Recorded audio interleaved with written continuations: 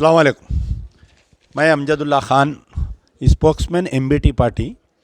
जैसा कि आप लोग जानते हैं कि दारुल अमान पर जो प्रजा दरबार चलता है उसमें कई लोग मदद के लिए आते हैं। उनकी तहक़ीक़ात के बाद में जो है मैं ख़ुद आपके दरमियान में आकर उनकी मदद के लिए अपील बनाता हूँ, वीडियो अपील बनाता हूँ।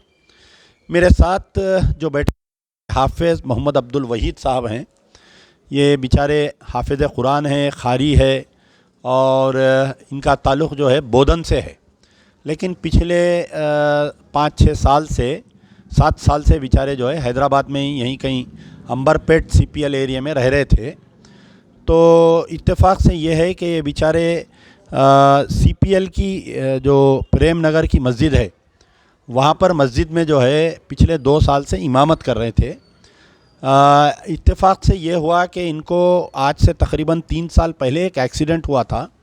वो एक्सीडेंट में ये बेचारों का ये हाथ टूट गया था और ये पैर टूट गया था। ये अभी इनके हाथ में रॉड है, ये पैर का भी हाल में इलाज यानी रॉड निकाले, लेकिन पहले पिछले एक 6 महीने पहले ये चदरघाट पे से जा रहे थे और एक मरतबा इनको एक्सीडेंट हो गया। एक्सीडेंट होने से ये जो बॉल है, कुल्ले की हड्डी जो है वो पूरी टूट गई, चकनाचूर हो गई। उसका इलाज कराई है, तकरीबन 80,000 रुपये इलाज में गए। और जिस दिन से ये एक्सीडेंट हुआ ये बिल्कुल कोई काम के नहीं रहे, घर में रह गए। इमामत को भी नहीं जा सक रहे मस्जिद में 1 साल से, और आप घर में रहने की वजह से फाइनेंशियली बहुत प्रॉब्लम में आ गए। और एक क्या हुआ कि इनका एक्सीडेंट से कुछ दिन पहले इनको एक्चुअली 2 लड़कियां 2 लड़के हैं। एक बड़ी लड़की की शादी की है, उसमें भी वो शादी में भी कुछ ख़र्ज़ में आ गए और ये एक्सीडेंट में ख़र्ज़ में आके बेचारे जो है तकरीबन 1 लाख 1.5 लाख रुपए का ख़र्ज़ हो गया। जो रिश्तेदारों से इन्हों जो क़र्ज़ लिए वो रिश्तेदार इनको जो है बहुत तंग कर रहे हैं कि क़र्ज़ वापस करने के लिए। कोई रिश्तेदारों में जो है कुछ सोना रहन रख के इनको क़र्ज़ दिए थे, तो वो लोग इनको वो सोना छुड़ा के वापस देने के लिए तंग कर रहे हैं। और एक दूसरी चीज़ ये है कि इनका इलाज नहीं करा सक रहे हैं बेचारे, पैसे नहीं रहने की वजह से।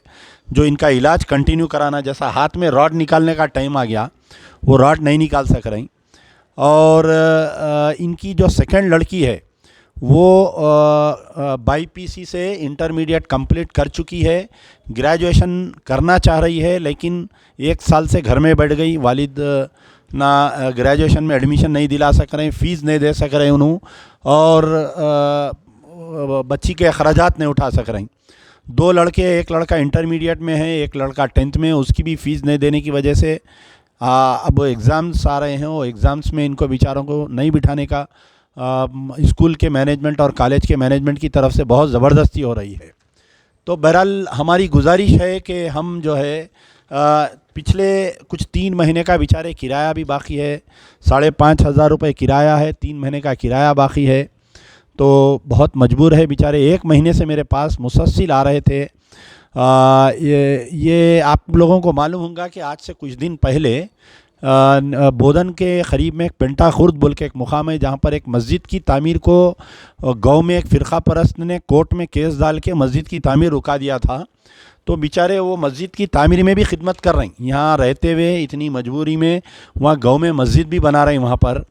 तो तकरीबन 1 साल से कोर्ट कचहरी में भी फिर रहे हैं बेचारे, वकील करने जाना, वहाँ गांव में जाना।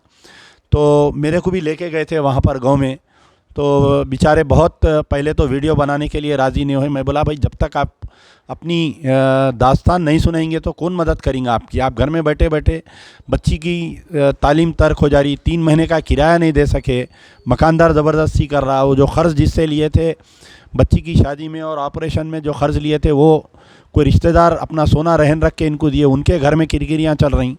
तो बहरहाल जो भी साहिब खैर हाफ़िज़ कुरान है, अल्लाह की कुरान आपके सीने में है और इमाम हैं, अगर जल्दी से जल्दी अच्छे हो जाएंगे तो बेचारे फिर से इमामत करेंगे। इनका गूगल पे नंबर है 9666133435। इनका नंबर है 9666133435 है। मैं हमारे हाफ़िज़ मोहम्मद अब्दुल वहीद साहब से गुजारिश करूँगा कि वो आपसे अपील करें। ये आप पहला एक्सीडेंट कब हुआ आपको? पहला एक्सीडेंट 3 साल हो रहा। जी, एड़पल्ली बोल के मकाम है एड़पल्ली? वहाँ, एड़पल्ली कहाँ पर आता है ये एड़पल्ली?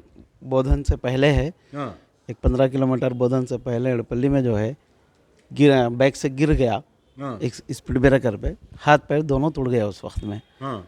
तो वहाँ निज़ामाबाद में अमृता लक्ष्मी में इलाज कराए, फिर ऑपरेशन फेल हुआ। 1 साल के बाद जो है फिर उसकी राड निकाले, पानी जा रहा था, फिर 1 साल भी नहीं हुआ, फिर ये एक्सीडेंट यहाँ पर चादर घाट के पास या हुआ। कहाँ चादर घाट पे हुआ? जी, चादर घाट के सिटी कब मॉडल हुआ ये चादर घाट का ने? मई की 4 तारीख को हुआ। सिटी मॉडल स्कूल में से बच्चा निकल के मार दिया, तो बाइक ऊपर गिरने से जो है ये कुलिया की हड्डी टूट गई। इसका ऑपरेशन डॉक्टर ज़ियाउर रहमान साहब करे जी, चंपापेट दवाखाने तो के अब आप ये एक्सीडेंट से पहले हुई बच्ची की शादी आपकी एक्सीडेंट के बाद में हुई? पहले हुई। तो अब आपको ये शादी का खर्चा और ये एक्सीडेंट का कितना खर्चा है अब आपके ऊपर? अभी इस वक्त ये खर्च जो ऑपरेशन का है, ये खर्च 1 लाख रुपए है देना लोगों को। बच्ची की शादी का? जी, उसमें एक 50,000 रुपये तक खर्च है। तो 1.5 लाख रुपए खर्चा है आपके ऊपर। अब आप बिल्कुल 1 साल से बिस्तर पे है आप। जी हाँ। तो अब आप कुछ 3 महीने का किराया भी बाकी है बोले? जी हाँ, 3 महीने मकान का किराया देना है।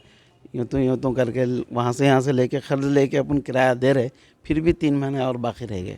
अब आप एक्चुअली ये वीडियो बनाने का मकसद ये है कि ऐसे फैमिलीज़ को कोई परमानेंट डोनर, अब इनको 1 साल तक अगर कोई हर महीना इनका घर का किराया, इनके अखराजात दे दिए तो बेचारे 1 साल इनको अच्छा होने। और एक सर्जरी है इनकी अभी, इनके हाथ में जो राड है वो निकालना है, फिर वो अब वो बॉल टिकता नहीं मालूम, फिर क्या और एक सर्जरी करके इनको नया बॉल डालना पड़ता।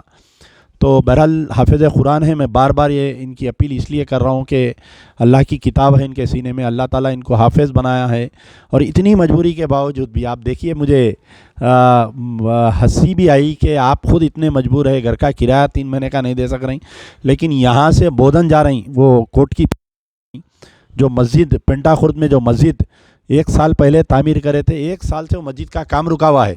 आप लोग जो मेरा सोशल मीडिया देखते हो उन लोगों को मालूम है, मैं निज़ामाबाद गया था तो अरेस्ट कर लिए थे, वो इनका ही था, यही मौलाना लेके गए थे मेरे को वहाँ पर।